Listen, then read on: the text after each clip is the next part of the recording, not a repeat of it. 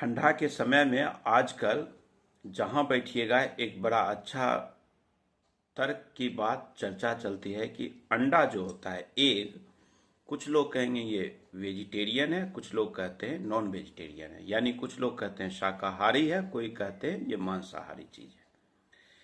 इस पे बहस करने से बेहतर एक ही कंसेप्ट रखिए कि जो भी चीज, जो लोग आपको कहते हैं कि अंडा शाकाहारी है, वो कौन से लोग होते हैं? वो लोग होते हैं जो मछली मांस नहीं खाते हैं लेकिन अंडा से ग्रसित हैं, उसके प्रभाव उनके ऊपर है, वो खाते हैं।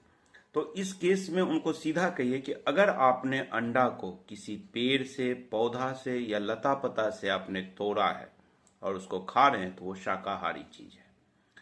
अगर आप उसे किसी पक्षी से, किसी पशु से, यानी जो गैर स्तनधारी प्राणी है उनके थ्रू पाए हैं और उसे खा रहे हैं, मतलब जिसको बनने में, जो किसी के गर्भ से निकला है, किसी के शरीर से निकला है, जिसको बनने में खून,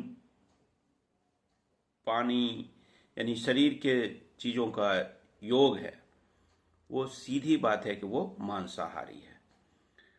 अब भारत में ना मांसाहारी, भारत में जो मांसाहारी का है ना बड़ा अलग अलग है। जैसे आज एक आदमी मुझे मिले, एक बर्थडे में मैं गया हुआ था, वहीं पे मैं देखा कि आज मंगलवार है तो केक अगर एगलेस है तो हम खा लेंगे।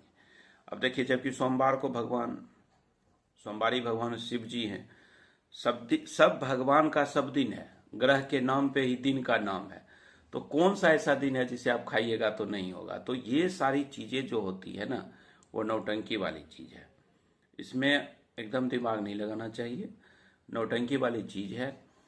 अब जैसे ब्राह्मण में भी आप देखिएगा, भूमिहार में भी देखिएगा कि क्या होता है, जनेऊ पहन रहे हैं, जबकि जनेऊ जिस समय हम लोगों को दिया जाता है उस समय हमारे गायत्री मंत्र हमारे कान में कहा जाता है। जो जनेऊ देते हैं हमारे समाज में, पिताजी, दादाजी, चाचा, रिश्तेदार जो भी पूज्य हैं वो जनेऊ देते हैं, तो वही आध्यात्मिक गुरु हैं।